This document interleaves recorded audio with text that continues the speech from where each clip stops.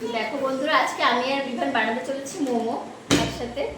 সেদিন শপিং মলে গিয়ে মোমোটা এত বাজে ছিল যে আমাদের খেয়ে একটুও মন ভরেনি, তাই ভাবলাম আজকে নিজের হাতেই আমরা একটু মোমো বানাই। তোমরা দেখতে থাকো যে কেমন হয় আমাদের রেসিপিটা। এখানে আমি সবকিছু আগে রেডি করে নিয়েছি। এখানে একটু পেঁয়াজ কুচি, ধনেপাতা আর জিরের গুঁড়ো, লঙ্কা কুচানো, রসুন কুচি, এখানে আছে আদার গুঁড়ো, এখানে আছে গোলমরিচ গুঁড়ো, আর এখানে আছে নুন, পরিমাণ মতো নুন। আর এখানে চিকেনটা আমার ম্যারিনেট করে নিয়েছি। আমরা দোকান থেকে এরকমভাবে ম্যারিনেট করে নিয়ে এসেছি চিকেনটা, কারণ এটা মিক্সিতে পেস্ট করে নিলে খুব শক্ত হয়ে যায় মোমোটা, সেজন্য। আর নিয়ে নিয়েছি সয়া সস। এবারে বিভান সব কিছু একসাথে মিক্স করে দেবেন। না, তুমি মিক্স করে দাও। প্রথমে কোনটা নেবে? নুনটা হাত দিয়ে নয়, চামচ দিয়ে দাও তুমি। আমি দেখছি, তুমি চামচ দিয়ে দাও। রেখে দেবো?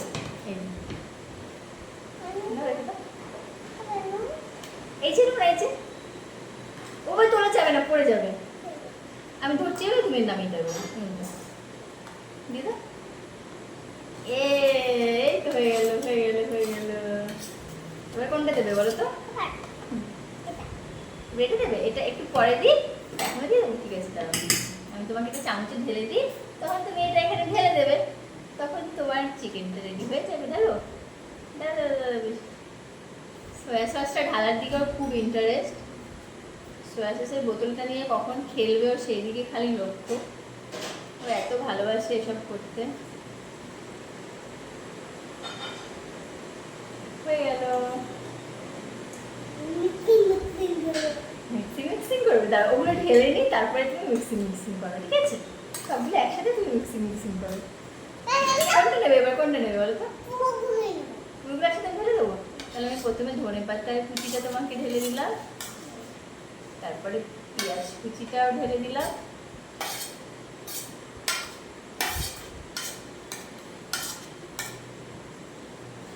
তারপরে আদার গুঁড়োটাও ঢেলে দিলাম, তারপরে ঢেলে দিচ্ছি রসুন কুচি, ঢেলে দিলাম লঙ্কা, বুঝছো কতগুলো লঙ্কা, গোলমরিচ গুঁড়ো, জিরে গুঁড়ো,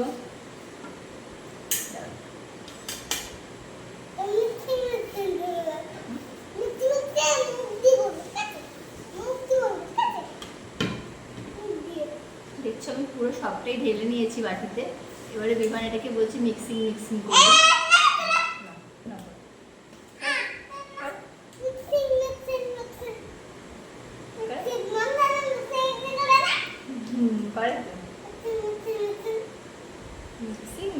মিক্সিং করে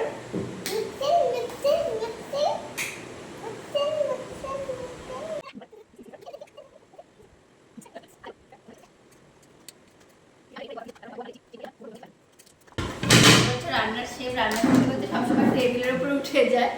এই যে এই ময়দার ডোটা আমরা বানিয়ে রেখেছি, এটাতে আমরা এরপরে বেলে সেটা দিয়ে লেচি করে নেবো, ছোট ছোট মোমোর লেচি আমরা বানিয়ে নেবো এরপরে।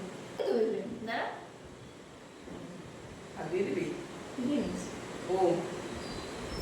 আমি একটু ফার্স্ট বেলে দিই। দেখতে পাচ্ছ বেলতে এত ভালোবাসে। আমরা এবার মোমোর লেচিগুলো বানাবো। আমাকে একটু করতে দাও ফার্স্ট, তারপরে তুমি করো। আমাকে একটু করতে দাও। কেস তুমি অল্প করো, তারপরে করো, একটু করো।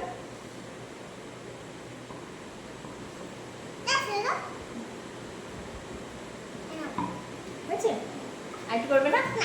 কি সুন্দর করলে তুমি, বাবা।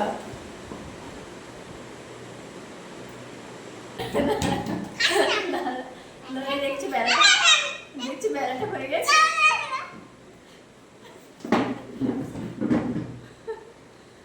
দাঁড়া, এবার আমরা এটাকে বাহ কি সুন্দর তুমি বেলে নিলে। এবার আমরা এটাকে ছোট ছোট লেচি কেটে নেবো। আমরা দেখি যে একসাথে কটা লেচি হয়, মনে হয় বেশি হবে না। এই একটা লেচি আমরা বানিয়ে নিলাম। একটাতে একটা বাটিতে একটাই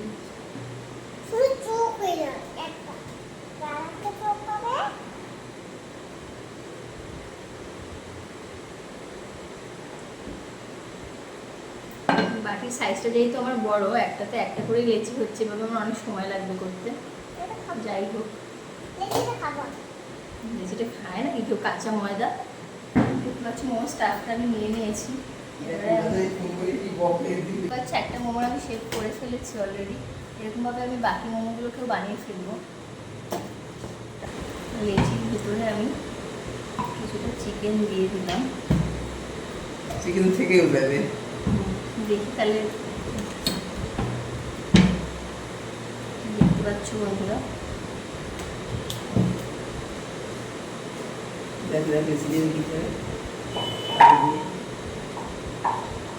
আমি খুব একটা এক্সপার্ট নই এইসব ব্যাপারে। আমি বলতে গেলে আনারই হয় না। এই দেখো আমার মোমো রেডি। ওখানে উঠেছিস কেন? এই দেখো বন্ধুরা, এবারে আমি সবগুলো মোমো শেপে করে নিয়েছি। মোমোগুলো খুব একটা ভালো হয়নি, যদিও আমি খুব একটা এক্সপার্ট নই সেই জন্য।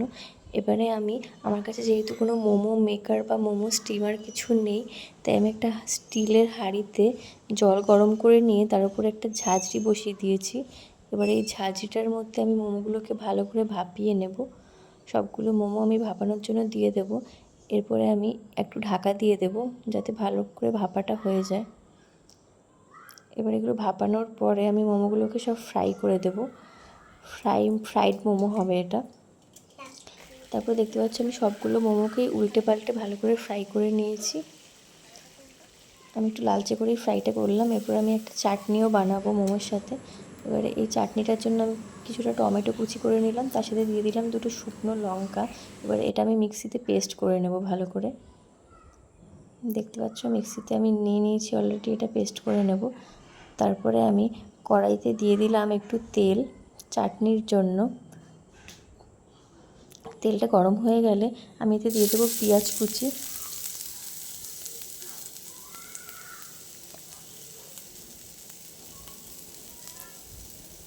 এরপরে আমি কিছুটা রসুন কুচিও দিয়ে দেবো এতে। পেঁয়াজ কুচি রসুন কুচি এটা ভালো করে ভাজা ভাজা হয়ে গেলে আমি এতে স্বাদ মতো নুন দিয়ে দেবো। তারপরে আমি যে মিক্সিতে পেস্ট করে রেখেছিলাম টমেটোটা, সেইটা দিয়ে দেবো।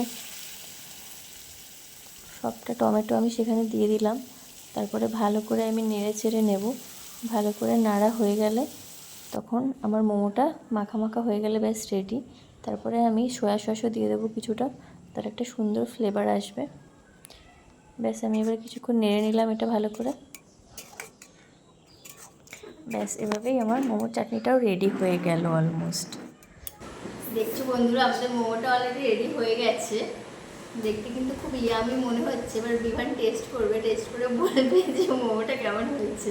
ঠিক আছে, চলো।